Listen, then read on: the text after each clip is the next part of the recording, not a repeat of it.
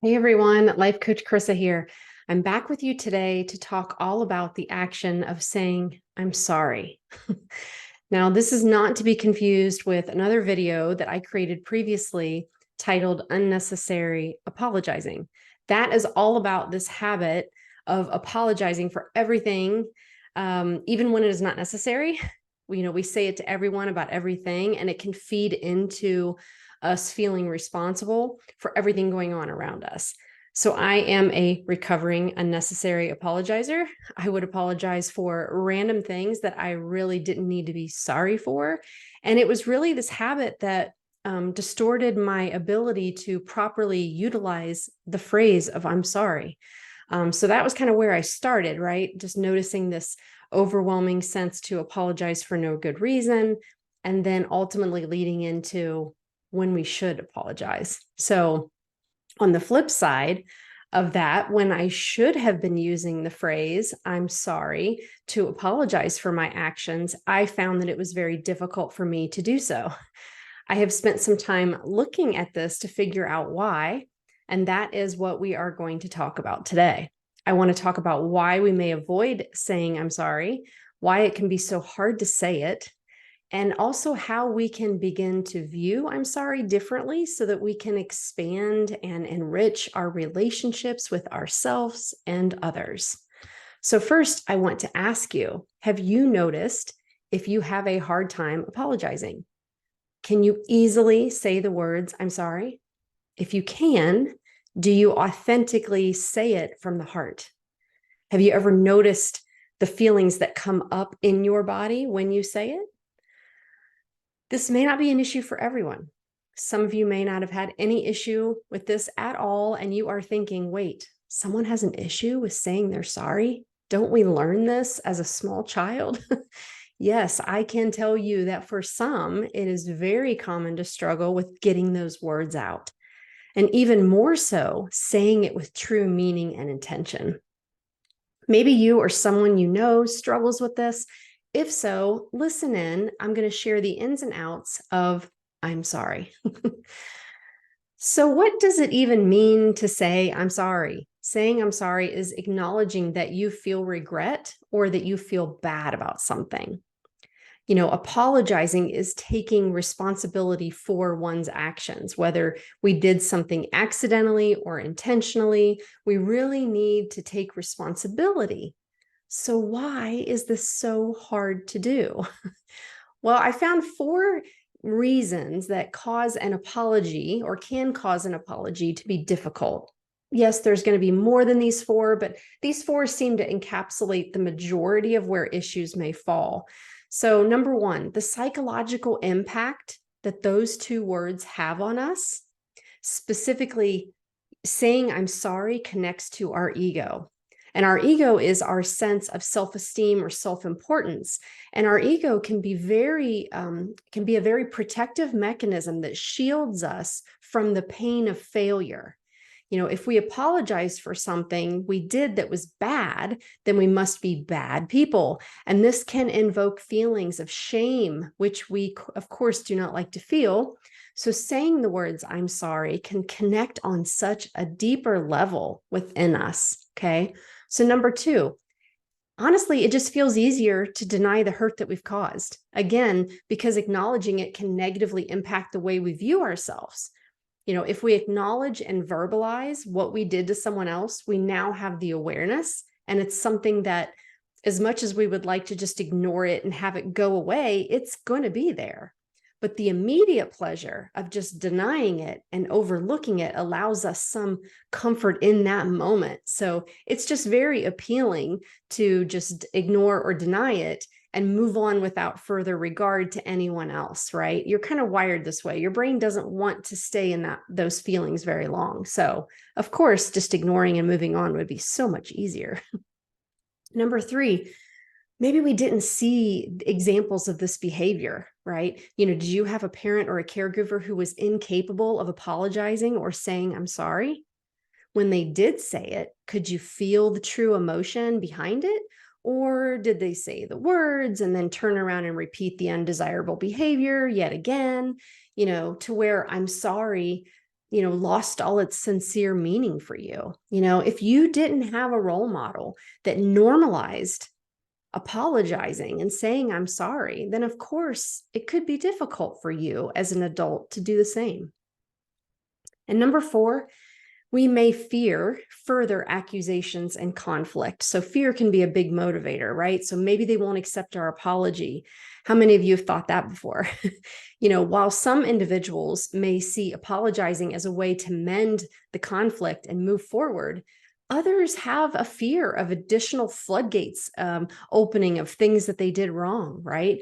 Or maybe there's going to be a lack of acceptance from the other person of our apology. So it really creates this vulnerability, which our primitive brain is not exactly going to be on board with. So I know that I could relate to a lot of those reasons, right? So in sharing some of my personal experiences with this, I know for sure that every single one of those reasons have impacted me in one way or another. It wasn't until I started doing this work that I really noticed the dysfunction I felt with the phrase, I'm sorry. Like I said earlier, I was using it in situations where it wasn't really applicable and then avoiding it in situations where it was warranted. And so I had to uncover, why is this, right? So for me, one factor I believe was at play was that I heard my father say on several occasions, I never apologize. And it appeared to be said with such pride. So I really did grow up thinking that apologizing is a bad thing. Avoid it at all costs. And you may be thinking, well, why would he have said that? But I don't really know the answer to that. The only thing I can figure out is that these were things that he learned from someone in his life. I believe my father was an undiagnosed narcissist, and these things are typically a pattern of behavior that resides in families and can be passed down to generations. So as a child, you don't have the mental capacity to question everything that is exampled to you. You just sort of pick it up and adapt to it. And as humans, we want to fit in. So of course, a child in a family unit is not going to question and disregard what they experience from those who are in a position of authority. But as adults, this is where we have the opportunity and the option and our ability to question those old, well-known belief systems and ask the magical question, do I still believe this? What do I believe is true? And so I had to ask myself that question. Do I believe that it's bad to apologize, that you never apologize, that that's something to be proud of? And I had to reconcile with the fact that, no, I don't believe that's true. But it took me time of breaking all this down, right? I can remember situations with my husband during dating and then in our marriage where I knew that I was either saying something incorrect or I was mistaken. And I would have a really hard time saying that I was wrong and apologizing for it. It was like this feeling of being protective and defensive. And obviously, I associated saying that phrase with there being something wrong with me. This came up a lot because anything we would do around the house, my husband was always right 99% of the time on the way to do that. But for some reason, I wanted to encroach in on that and give my 2 cents on something. And I would know that this wasn't the right way to do it, but I'll be darned if I would not keep going with that train of thought and never apologize or say I'm sorry when I knew that my way wasn't even right. So I definitely recognized this strong pattern of having to get the last word. Have you ever had that? Yeah, it's not a fight, worth fighting. I can tell you that, not only in exchanges between adults, but oh my goodness, teenagers too. No one wins.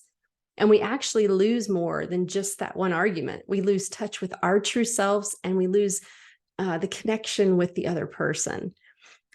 So I can recall situations where I was not happy with how I responded or handled a situation with our teenage son. And I had such an averse reaction to apologizing. I just wouldn't do it. That was not emotionally healthy, right? I see that now. I knew that I had this strong emotional and physical response to being wrong. I needed to be right. Being right became a mission, and I would disconnect from what was actually going on in the situation. It felt very necessary to me. So if you notice this is an area you could use some growth in, here is a statement that we all need to remember. When we leave all the blame to others, we don't learn anything. Let me say that again. When we leave all the blame to others, we don't learn anything. And if you aren't learning, you are dying. Learning, evolving, growing, who we are is the secret to finding peace, contentment, and living a joyful, fulfilled life. I see that now. So over the past 3 years, I have sincerely used I'm sorry more than the 40 plus years before that. And you know what? It feels amazing. Do I like that I do something that warrants an I'm sorry? No, of course not. But being able to recognize when I have regret about something I did or said, and coming from a loving place, telling that person specifically what I did and that I am sorry for it is so rewarding. When I approach my husband, my son, or my daughter and I explain what I did and that I feel badly for it, I activate something in my brain that I grow from. I know that I don't want to repeat that experience, so I will be more mindful next time. It's not a situation where I'm apologizing for the same things over and over again without the growth and change that comes from it. Some habits are hard to break, and it takes a couple times perhaps, but the growth I experience is absolutely worth it.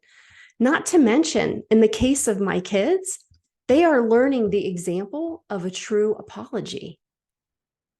Not to apologize for things that don't really apply, but to sincerely and honestly admit when we have done wrong and be strong enough to tell the person and not have it cut away at our strong sense of self. So, what would be an example of a healthy I'm sorry? A true apology is much more than the phrase or the statement. It should be sincere, vulnerable, and intentional. What I have made a new habit of is clearly explaining the behavior or the act that I recognize was hurtful, and I say that. I say, I'm sorry that I argued with you. I knew inside that I was wrong, but my strong sense of ego wouldn't allow me to say it in that moment, but I see it now. I will be more aware of it. And if I'm dismissing your idea or your opinion because I want to be right, I'm going to be more aware of it. Your idea made sense and that was the way to go. I see it now. That was the actual situation that I had with my husband, by the way, all the time. When we're trying to figure out how to tackle something, he is right the majority of the time, but my brain wants to take every scenario and make it be that I know it's right. It's quite hilarious, but by my acknowledging it and explaining it, I have the awareness. And so I do that much less now. And that is where the growth is. That is what strengthens relationships. We don't have to be perfect. We just have to have humility and acknowledge when we have some growing to do. So take a look at how you handle I'm sorry. What comes up for you? What do those situations look like? What example are you setting? Start with questioning your behaviors and create the awareness to decide if you like the results that you're getting in your life. All right, everyone, that is what I have for you today. Until next time, I am sending you the strength to be able to say you're sorry when you need to, and the ability to offer forgiveness to those who are asking of it from you. Have a great day, everyone, and I will see you in a couple weeks.